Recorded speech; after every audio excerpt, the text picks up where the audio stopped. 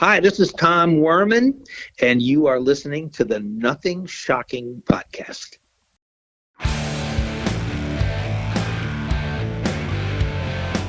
Want to know what's going on in the world of music? Then tune in to the Nothing Shocking podcast, a non-genre based, all ages friendly rock and roll program. Join us weekly for interviews with all your favorite rock stars from the mainstream to the underground. You can find us at nothingshocking.libsyn.com or anywhere you download podcasts.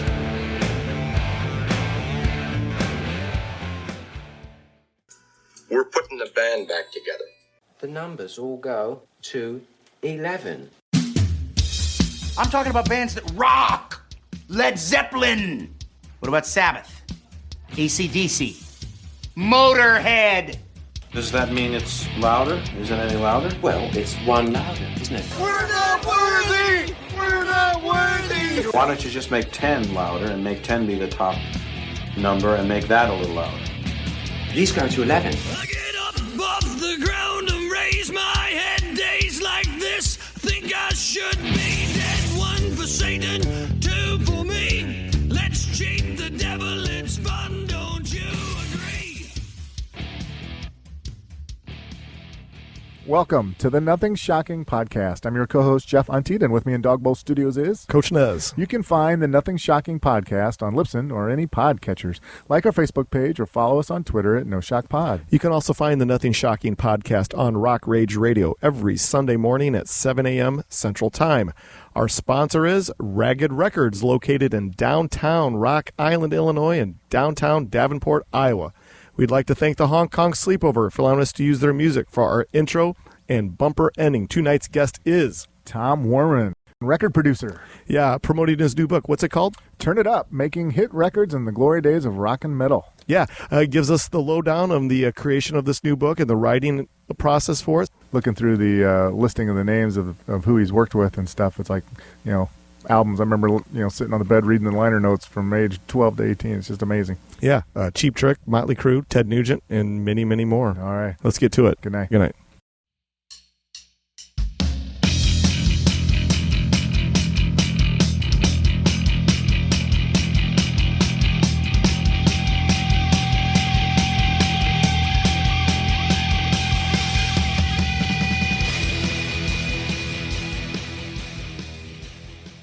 Tom, welcome to the Nothing Shocking podcast. I'd like to introduce you, my co-host, Jeff Untied. Tom, thanks for joining us today.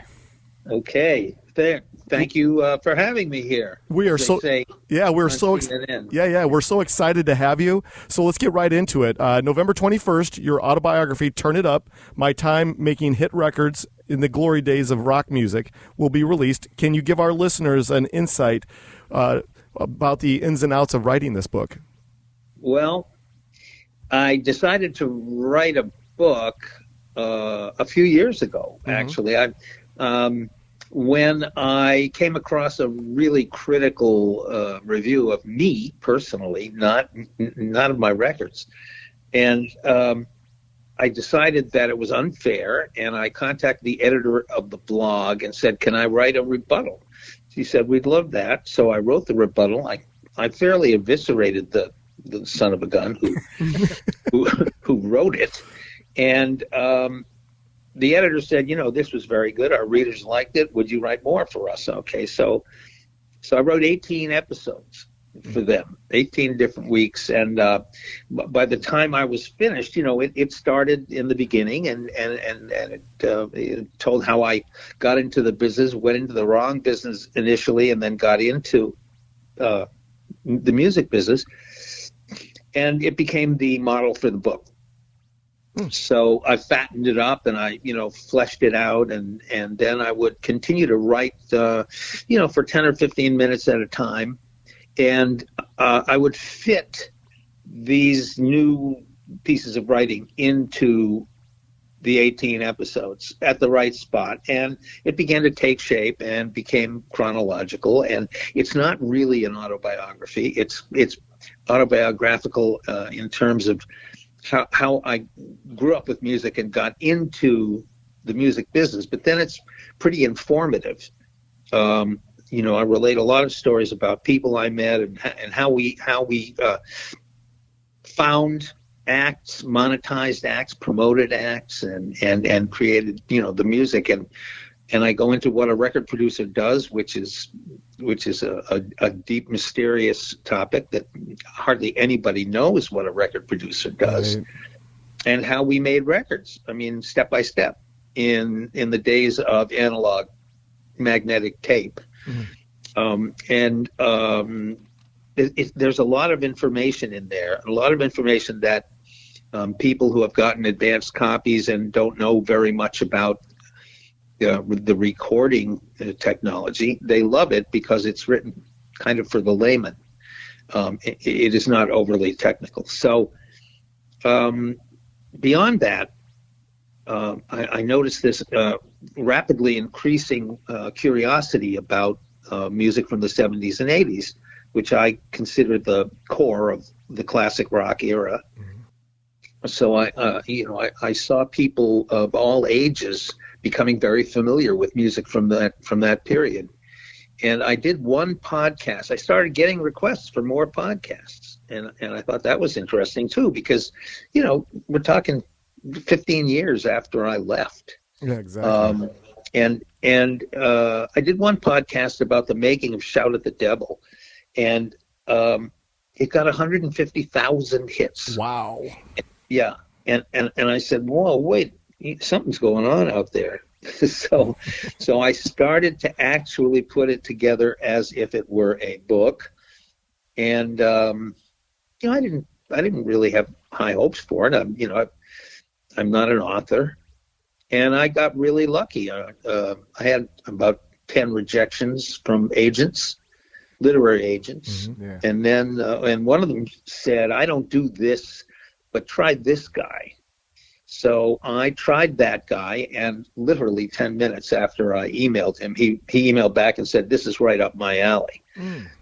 So I got him immediately, and within 10 days, he had a publisher. And bang, there I had a book. Fantastic. And it was pretty thrilling, and really good reviews from people who have read early. I got early copies. Gave them out to friends and family who didn't feel necessarily that they should be really complimentary to me just because I knew them. But the true enthusiasm for the book and how easy it was to read. So I'm excited. I got a couple of good press reviews. Here we go. Exciting. Well, in addition to the podcast, is there, a lot of times writers go out and do book tours or anything like that. Do you have any plans for anything like that? Well, I don't want to go anywhere. Nobody has plans for me to go anywhere, but I am doing 3 radio tours. Oh, nice. That's something I didn't know about. They package together 10 stations, and you go from one to the other for about 10 minutes each, and you go on the air. And it sounds like a lot of fun. Yeah. You talked about your motivation to writing this book. About it. Was that a blogger that wrote something negative about you? Is that correct? Yes. Yeah. Can you talk about taking a negative like that and turn it into something so positive? Well, I was pissed. Yeah. I was rightfully so. It was very personal and really inaccurate. So I made it. I tried to highlight his ignorance about certain things, certain procedures in the studio, and the whole reason that I made records the way I did, and why it was successful, and why it was the right thing to do, because I was working for a record label. And there had to be some kind of commercial component in there rather than just doing what the band wanted to do. The producer is supposed to subjugate his own, his own preferences and just become a member of the band and help them realize their musical vision. But I had ulterior economic motives in mind, and I wanted to make hit singles, and I did, because back then the only way to sell a lot of albums was to have a hit single. Oh yeah, exactly. So that's what I did. Oh, very good. That positive. I never heard from the guy, nor I don't think the blog ever heard from me either. The blog was called popdose.com. And anyway, things continued to revolve around classic rock. And I that's why they call it classic, I think, because it's, it was a very special one-time avalanche of incredible creativity in music, and especially the British. They produced about 25 very influential acts during the time when we produced about 10, and they had 1/4 of our population. And I thought this was, I wanted to write a book that explained to people why they should love this music, and why I love this music. And I admit, in the book, that I have not made an effort after like the mid-90s to find any new music, because I was starting to get turned off by the way music was being made. And that's it. And there's plenty of music that was from the 60s, 70s, and 80s that I haven't heard, that I still have yet to hear. And I go to the gym and I have a 4-hour playlist of basically everything I like, and I'm listening to some songs for 30 years in a row, and they still inspire me. That's not true with songs from today. Well said. Yeah. Very well said. It's kind of like we were at a Halloween party for work the other day, and some guy came in an Obi-Wan Kenobi robe or something, and all the 20-somethings were like, I have no idea what he's dressed up as. I've never seen Star Wars, and we all just start laughing. So it's kind of like that that was one of the questions I had of, when you're in the studio and you're working with bands, do you have to like turn everything off and ignore what's going on out there in the outside world, or do you engage to get ideas? Yeah. Well, they look at music now on a screen with all those little lines, like a graph. We listened to music. There was nothing visual, so I think that helps. I use the phrase warts and all because we had real people playing real instruments, and it was only halfway through my recording career that computers and mechanization started to infiltrate the recording industry. And when I started out, 8-track was pretty new, and when I finished up, it was 32-track digital. And it was definitely time to finish up for me. Yeah. Well, you've been a part of so many successful albums and business ventures throughout your career. How did you narrow down the stories that you felt were important in this book, and those that were, hey, I can leave this out? And on the flip side, after you had the book out there, or it's coming out, do you ever kind of wish, I wish I would have included that story? Well, I tried to take the high road. Yeah. I had almost every bit of the book, in terms of my recording projects, concentrates on the positive, except for one chapter and one guy, who has been trash talking me since he walked out of the studio that day. Mm-hmm. There was one chapter about Springsteen. And something he had done that I really didn't like, and it kind of threw me under the bus. But my editor suggested that, because the rest of the book was so positive, that I really didn't need it. So we threw that one away, but it was very interesting. And I was, I started it off by saying I'm probably the only person in the entire world who has anything bad to say about Bruce Springsteen. But I admitted that he was a wonderful guy, very well motivated, right-minded, politically cool, all that stuff. But he did this, and I don't know. I thought it's okay. We can finish the book without him, and similarly, I avoided a lot of negatives about a lot of the people I worked with, and there were plenty. So, very good. As you finished writing the book, as you kind of look back at it, and you've read it, and obviously family members have read it, did you have, or do you have any second thoughts about the stuff that you did put in there? Like, oh, maybe I should not have included it. Well, there is a 15-page chapter on cocaine, and I'm pretty honest about it, and the role it played in Los Angeles during that period, and the role it played with me during that period. And I'm candid. I'm just candid. That's as close as it gets to, maybe I was a little bit too candid about that. But the kids didn't mind. I have 3 grown children, and they all said, boy, there were a lot of stories in there that you did not tell us and that we didn't know about. But they're really not that bad. And yes, I did not go into the more sordid, experiences that occurred back at that time, because everybody did something foolish. Exactly. Because we were all under the influence of one thing or another, and especially you had license to do that if you were in the creative side of the music business.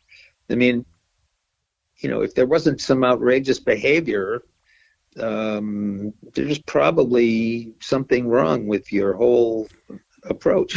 I mean, but no, all we did in the studio was work, and there were no drugs and no alcohol and no tobacco, because there were no windows. Anyway, that would have been suspect. Yeah. I mean, we had a lot of fun. We had a lot of partying, but we were obviously able to crank out a lot of really successful albums that were, I think, well made. Good. Well said. Well, following on that, as a producer, can you talk a little bit about your role in managing the bands, as far as, you hear some albums can take, boy, we got that done in 3 weeks versus, it took, 5 years to get an album out. Can you talk a little bit about your role as a producer? Yeah, well, in that? It's almost always, it's contrary to popular belief, it depends mostly on talent. And the behavior is surprisingly tame. Motley Crue did not, trash the studio or shoot up in the studio, or it's Cheap Trick. We made records lickety split. Yeah. Motley Crue took a considerably longer amount of time, and as did Twisted Sister.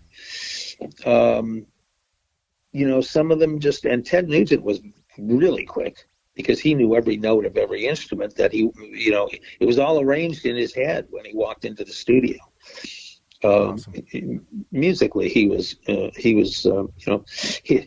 musical ability is completely outshadowed by his outrageous political declarations, and his whole right wing,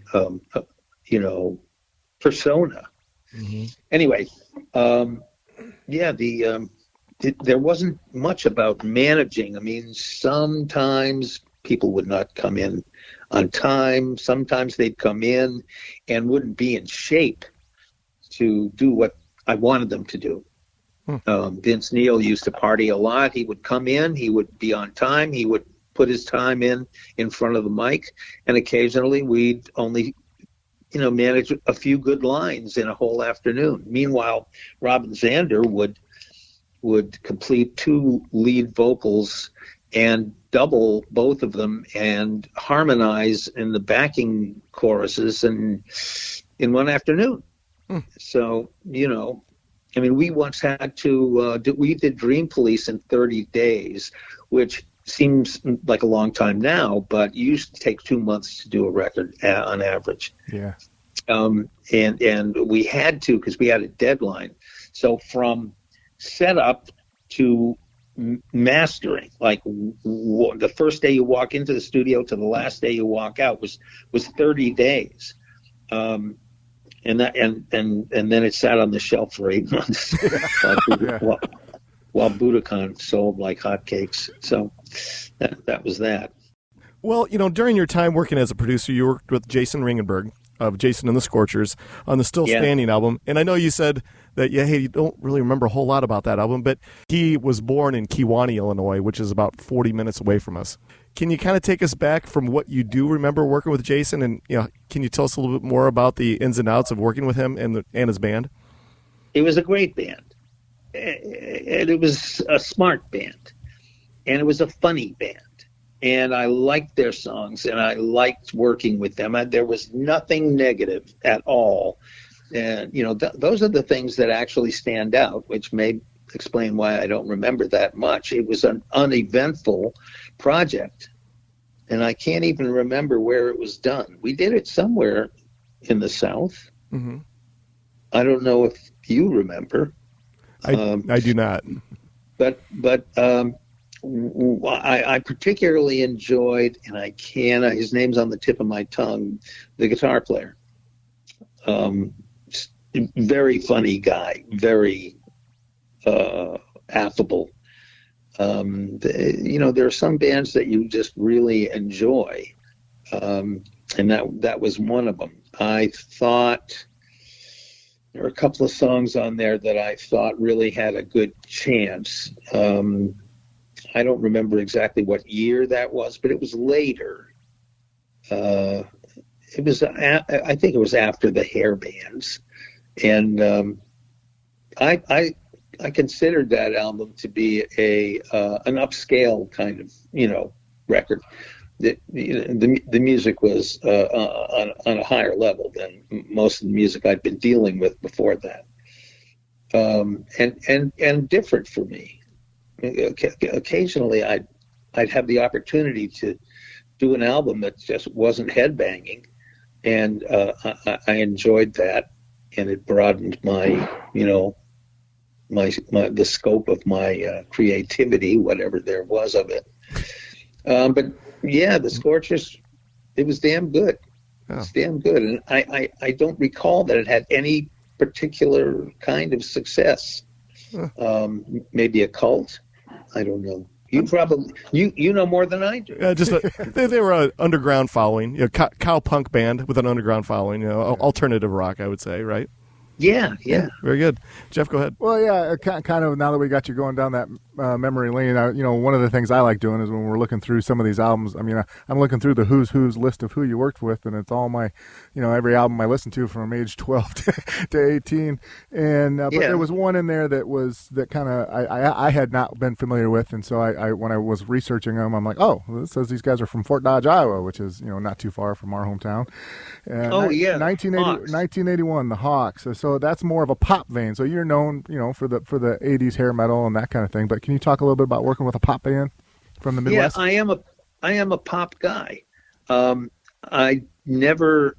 don't have any Iron Maiden, or I do like Zeppelin, but I have no Anthrax. I have no Slayer. I have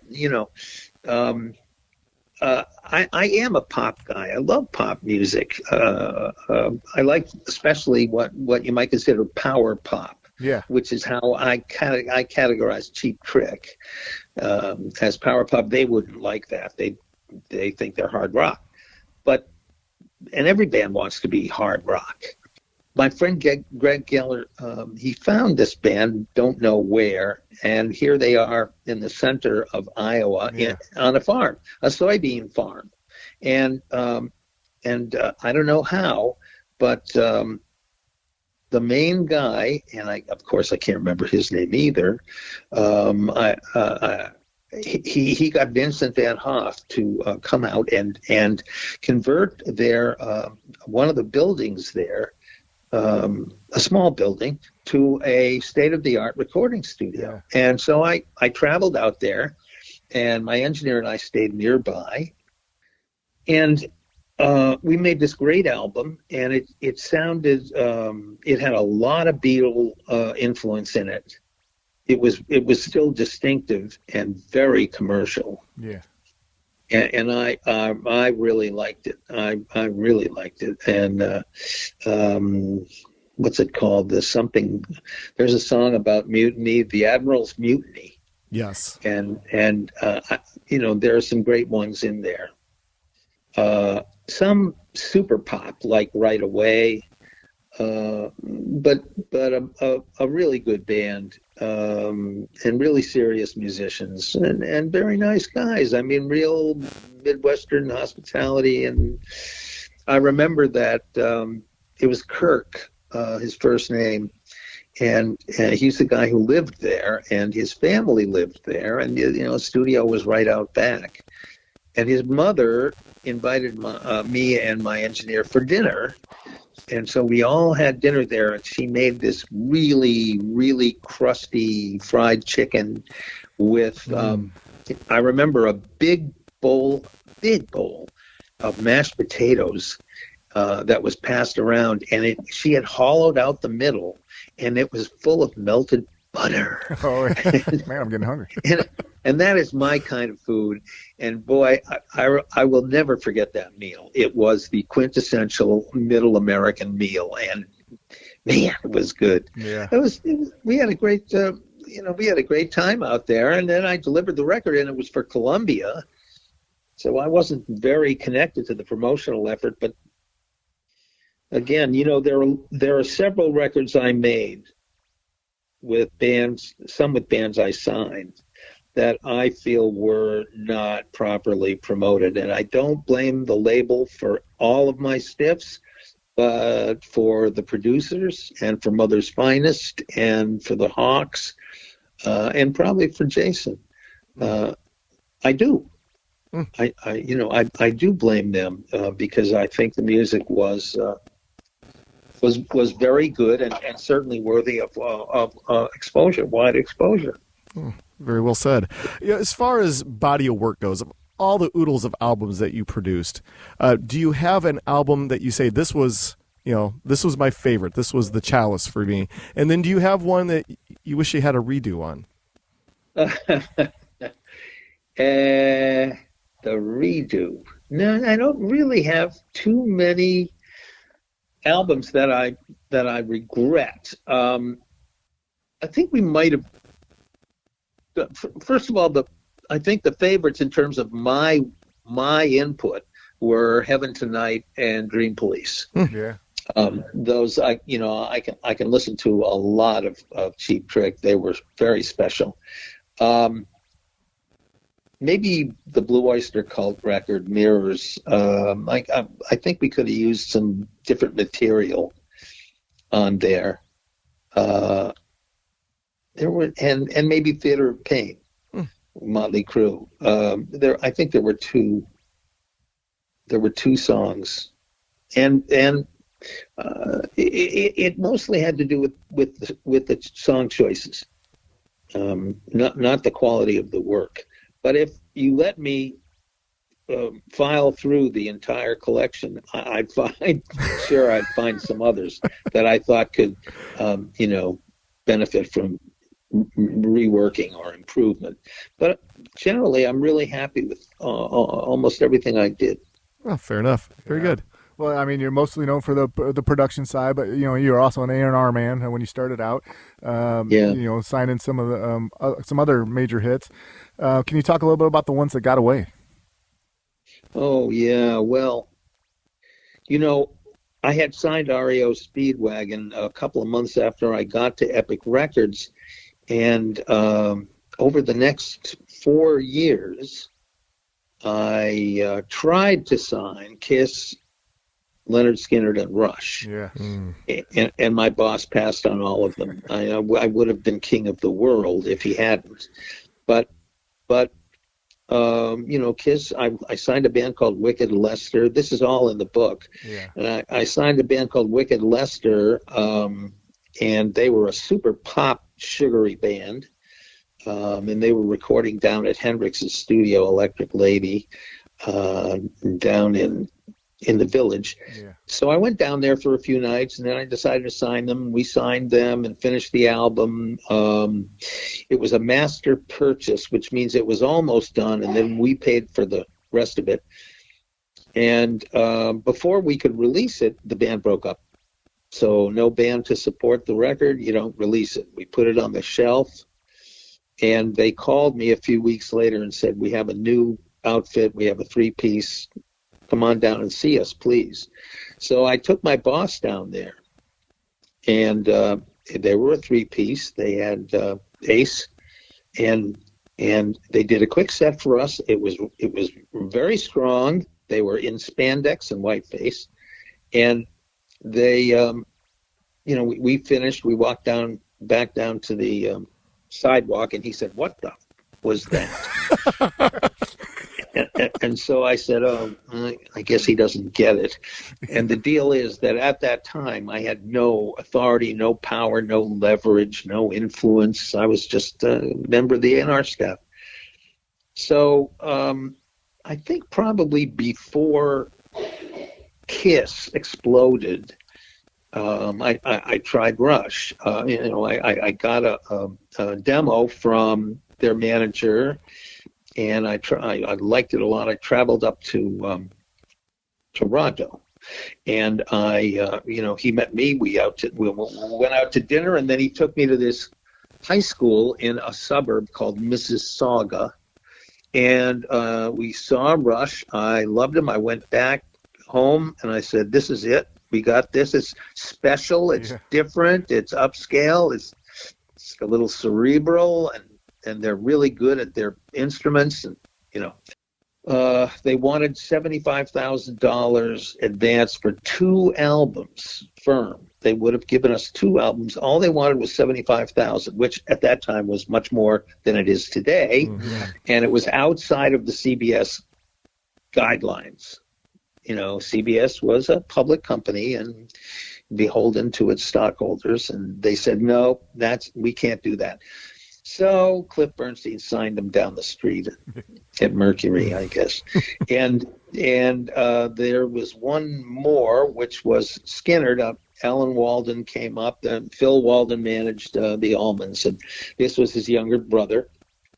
And he came up and played the Skinner demo, which had Free Bird on it.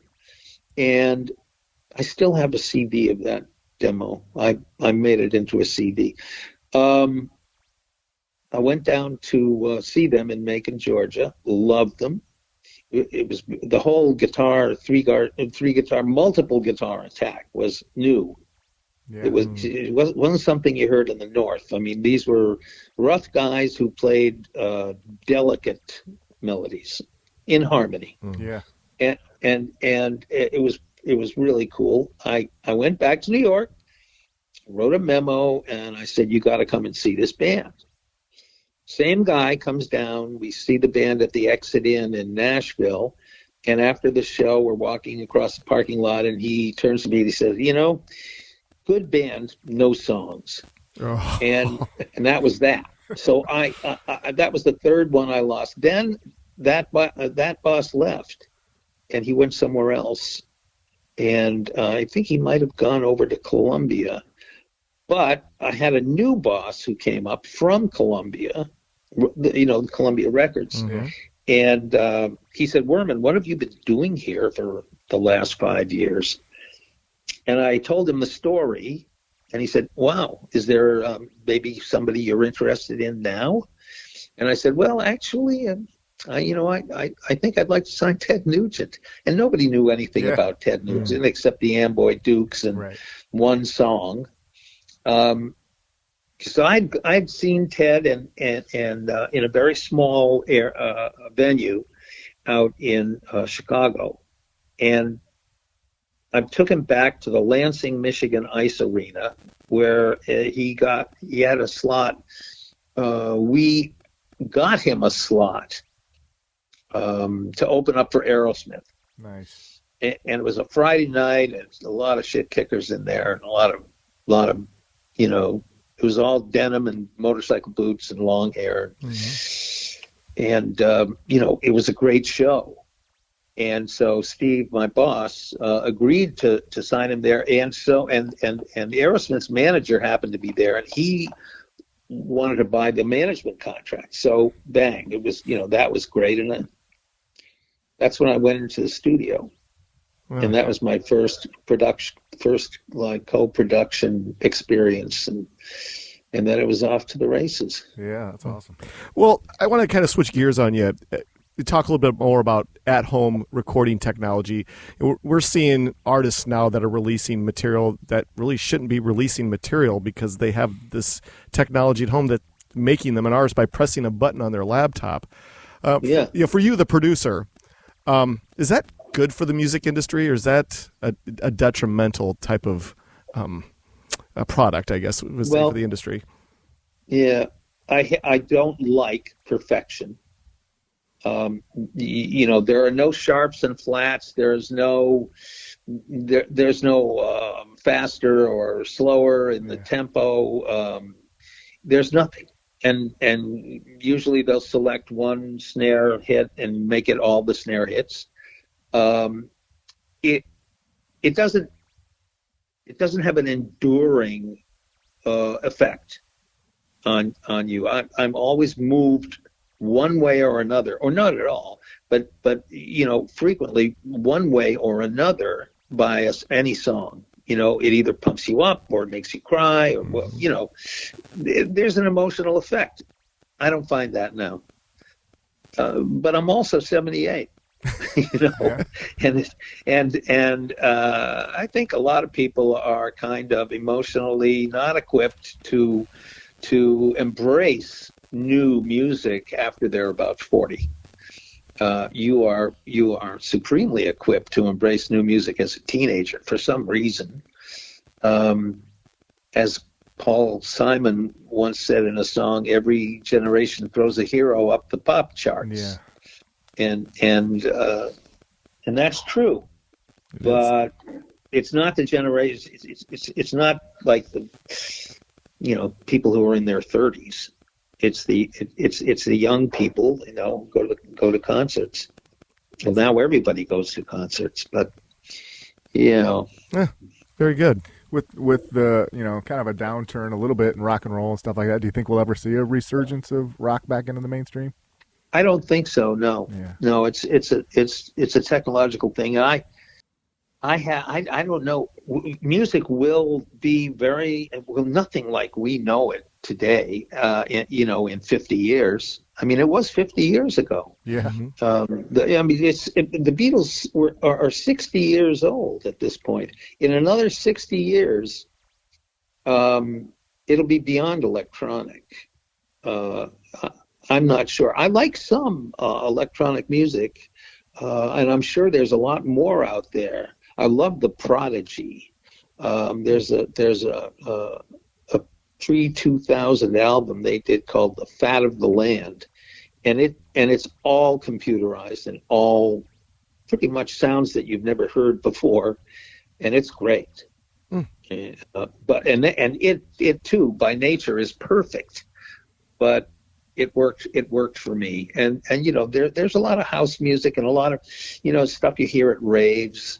That's good. It's driving. And it gets you up and gets you on your feet. But I don't know, the stuff that you hear when you walk into a store, they've got those. If they're not playing classic rock, which they do a lot, they're playing contemporary music. It just doesn't move me. And frequently it sounds like somebody's trying to fit in as many notes as possible in one bar.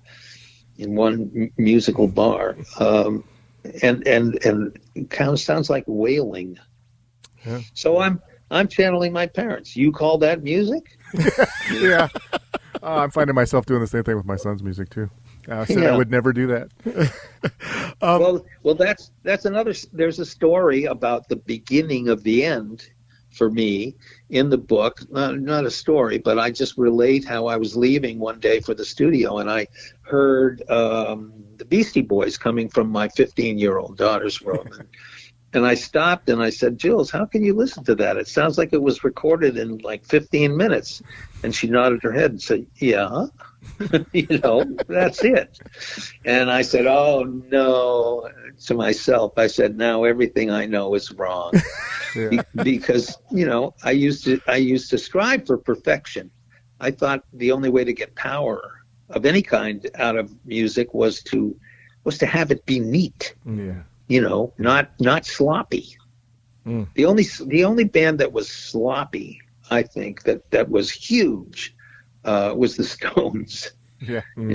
And maybe the Dead. I don't know, but I liked precision in music, and definitely at that time, and with anything after Nirvana,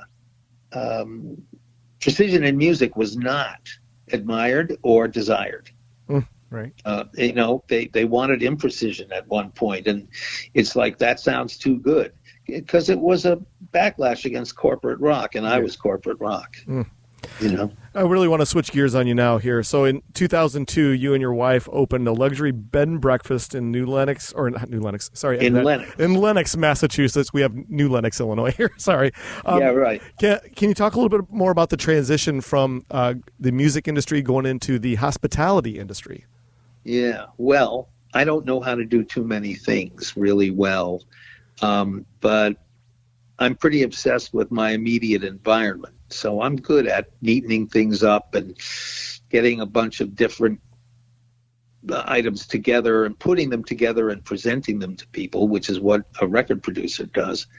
Anyway, I'm from Boston originally, and I was through being in LA. If you don't have to be in LA, you probably shouldn't, because of the lifestyle and the traffic. And it was getting a little, it was getting a little bit stressful to live there. And it's not supposed to be.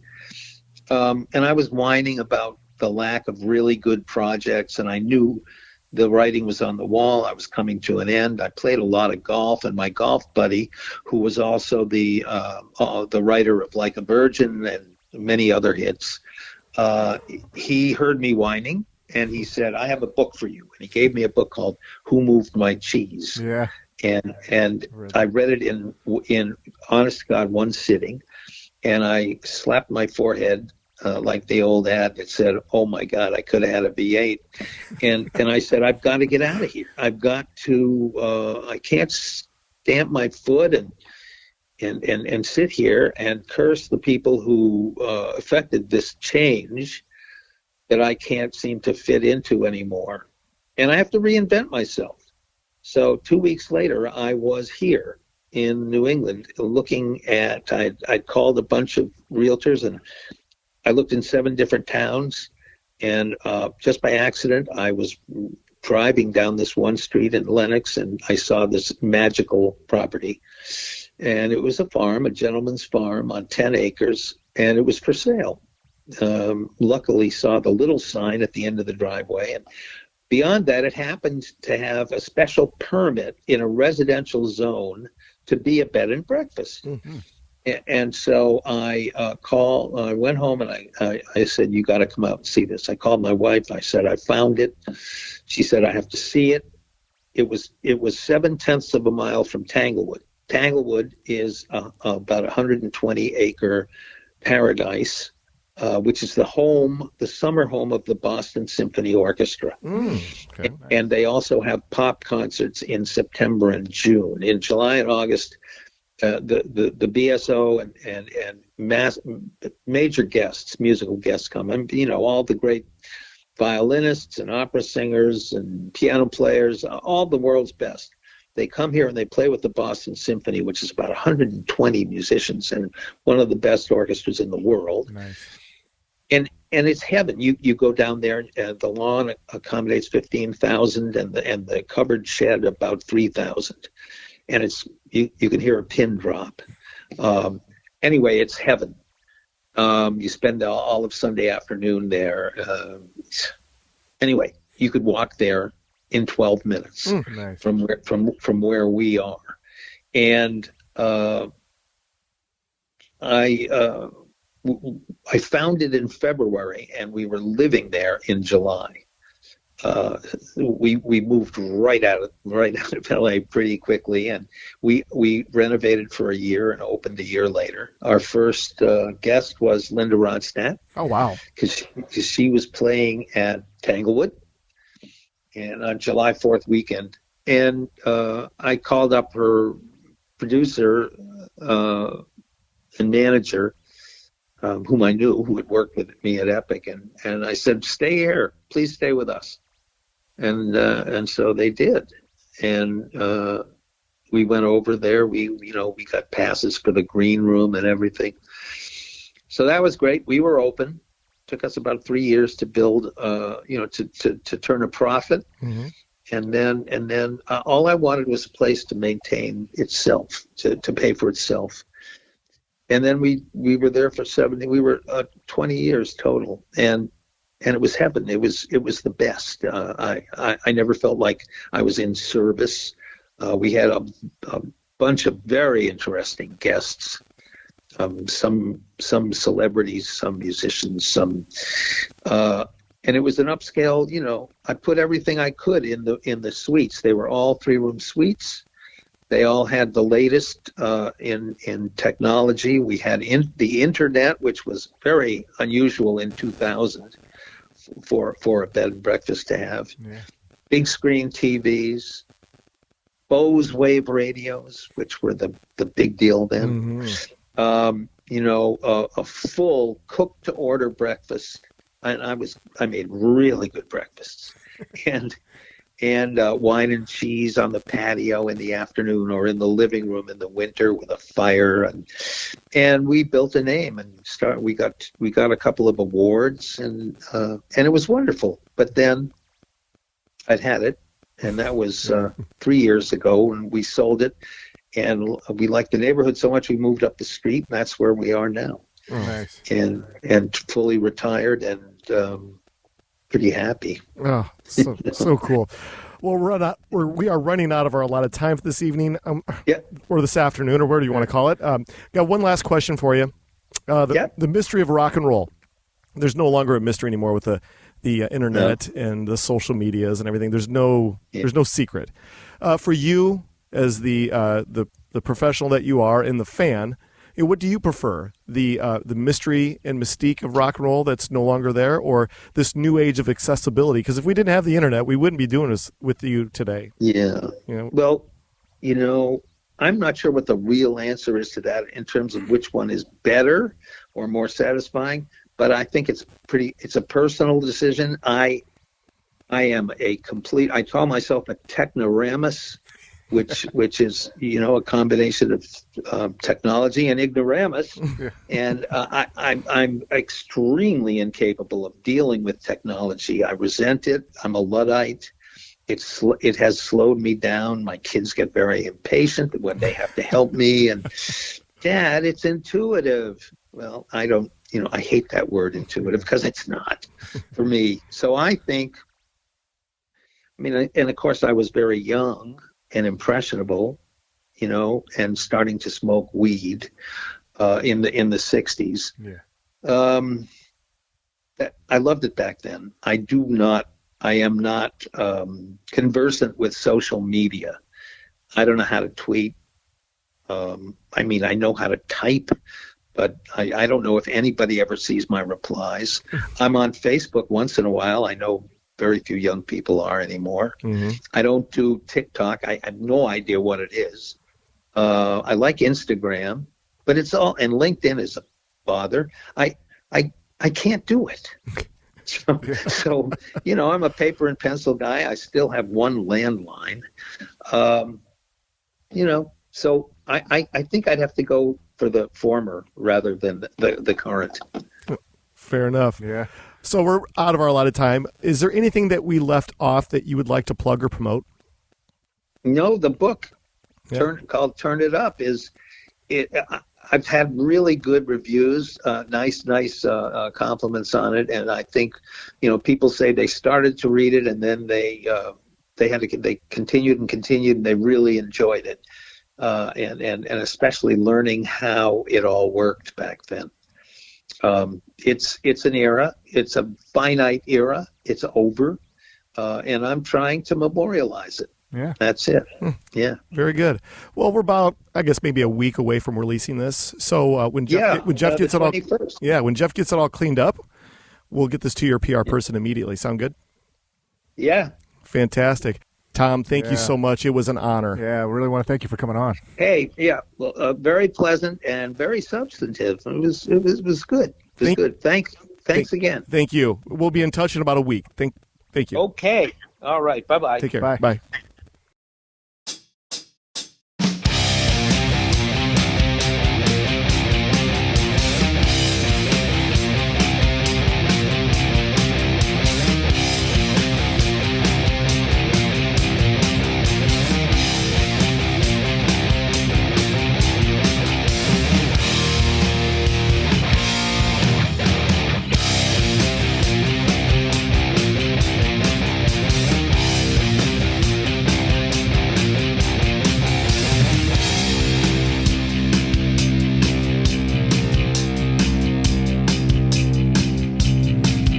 Everybody hides at home inside their nest of snakes.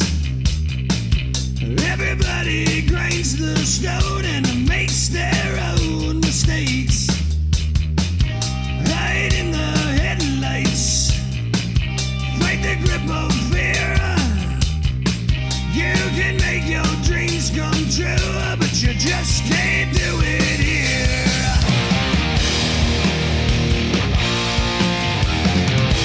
Hey!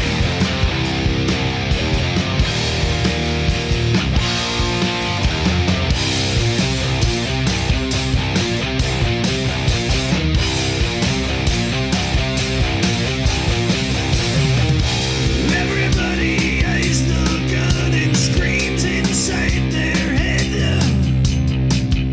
Everybody bites their tongue and pays their bills instead.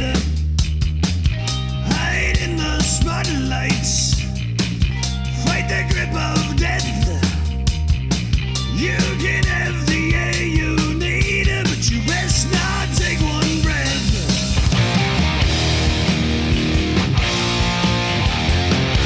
Hey!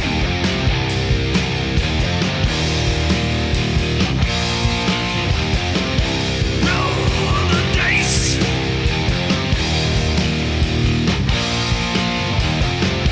Take your chances.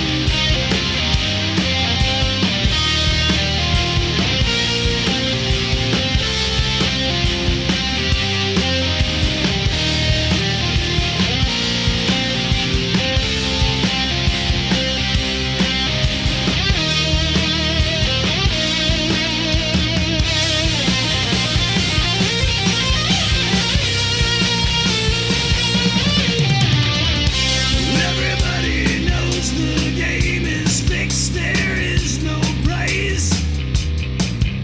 Everybody pulls the plug and says their last goodbyes. Move to the sunshine, fight the grip of nights. If they ever take from you, then you plug out both their eyes.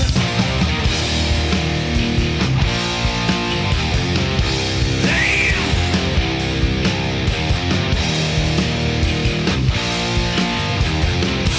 Roll the dice.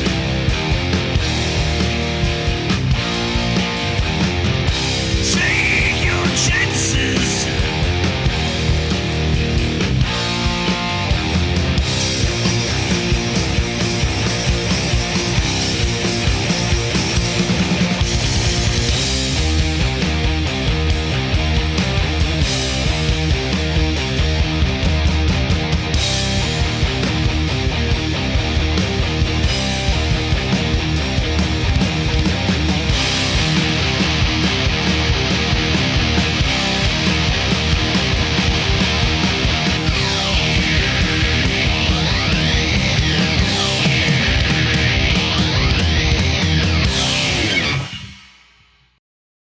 Welcome to the night.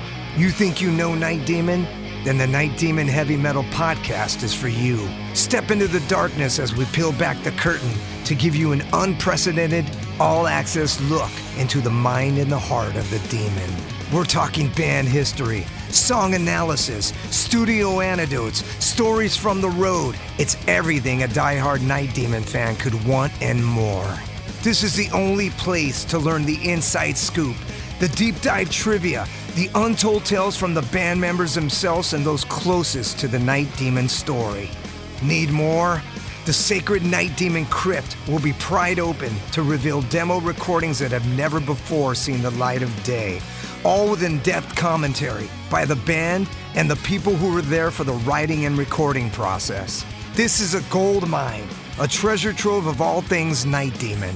Head over to nightdemon.net or wherever you listen to podcasts.